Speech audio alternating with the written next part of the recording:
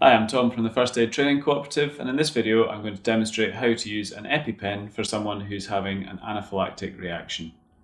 There are three main types of Epipen on the market in the UK at the moment. This one is Epipen, this one is Emerade, and this one is Jext. They all work in much the same way. We want to hold them in a closed fist.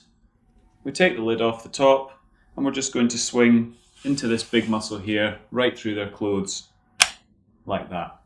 We're going to hold it there for 10 to 15 seconds and make sure that everything has exited into our muscle. Take it away, and the needle is now encased in that safety mechanism there. And at that point, we can massage their muscle to try and spread the adrenaline around. The other two here, very similar.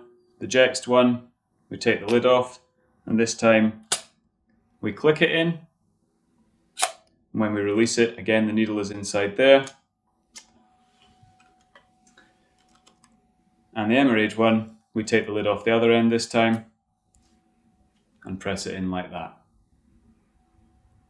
As I said, for all of them, leave it in 10 to 15 seconds and afterwards massage around.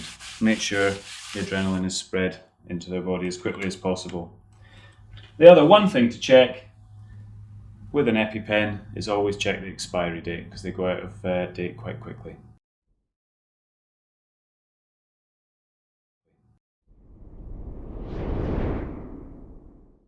So in summary then, we can hopefully help a casualty take their Epipen should they need it. Once we've used the Epipen, we need to call emergency services immediately. And then they may be carrying a second Epipen, in which case be prepared to use that as well.